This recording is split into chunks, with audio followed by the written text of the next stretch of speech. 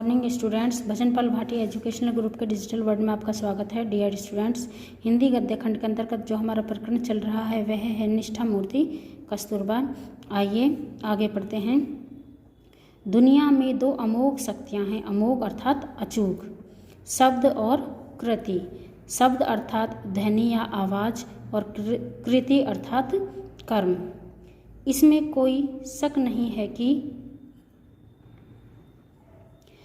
शब्दों ने सारी पृथ्वी को हिला दिया है, किंतु अंतिम शक्ति तो कृति की है। महात्मा जी ने इन दोनों शक्तियों की असाधारण उपासना की है। कस्तूरबा ने इन दोनों शक्तियों में से अधिक श्रेष्ठ शक्ति कृति की नम्रता के साथ उपासना करके संतोष माना और जीवन सिद्धि प्राप्त की। यहाँ लेखक यह कहना चाहता है कि महात्मा गांधी ने अपने जीवन में शब्द और कृति यानी कि शब्द, आवाज़ और कर्म दोनों को ही अपनाया, लेकिन कस्तूरबा ने अपने जीवन में सिर्फ कर्म को ही अधिक महत्व दिया। यहाँ लेखक का यह तात्पर्य है कि कुछ लोग तो ऐसे होते हैं जो सिर्फ शब्द शक्ति का प्रयोग करते हैं, अर्थात जो बोल देते हैं, लेकिन उसमें वो कृति का अर्थात कर्म का उपयोग नहीं करते, यानी कि सिर्फ बोलते बोलते हैं, कर्म नहीं करते हैं। लेकिन महात्मा गांधी ने दोनों ही चीज़ों को अपनाया, शब्द को भी और कृति को, अर्थात उन्होंने जो बोला उस चीज़ को पूरा भी किया। लेकिन कस्तूरबा गांधी ने शब्द शक्ति की अपेक्षा कर्म को अपने जीवन में ज़्यादा महत्व दिया। दक्षिण अफ्रीका की सरकार ने जब उन्हें जेल भेज दिया, कस्तूरबा ने अपना बचाव तक नहीं किया, ने कोई सनसनाटी पैदा करने वाला निवेदन ही प्रकट किया। मुझे तो वह कानून तोड़ना ही है जो यह कहता है कि मैं महात्मा गांधी की धर्मपत्नी नहीं हूँ। इतना कहकर वह सीधे जेल में चली गईं। जेल में उनकी तेजस्विता तोड़ने की कोशिशें वहाँ की सरकार ने बहुत की, किंतु अंत में सरकार की उस समय की जिद टूट ही गई, अर्थात कस्तूरबा जो थी वो अंग्रेजी सरकार के आगे नहीं झुकी। डॉक्टर ने जब उन्हें धर्म विरुद्ध खुराक लेने की बात कही, तब भी उन्होंने धर्मनिष्ठा पर कोई व्याख्यान नहीं दिया। उन्होंने सिर्फ इतना ही कहा, मुझे अखाद्य खाना खाकर जीना नहीं है, फिर भले ही मुझे मौत का सामना करना पड़े।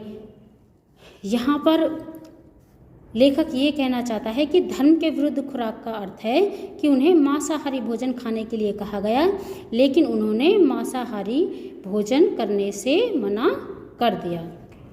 कस्तूरबा की कसौटी केवल सरकार ने ही की हो ऐसी बात नहीं है। खुद महात्मा जी ने कई बार उनसे कठोर और मर्मस्पर्शी बातें कहीं, तब भी उन्होंने हार कबूल नहीं की। पति का अनुसरण करना ही सती का कर्तव्य है, ऐसी उनकी निष्ठा होने के कारण मन में किसी भी प्रकार का संदेह लाए बिना वह धर्म के मामलों में पति का अनुसरण करती रही। कस्तूरबा के प्रथम दर्शन ने मुझे शांति निकेतन में हुए।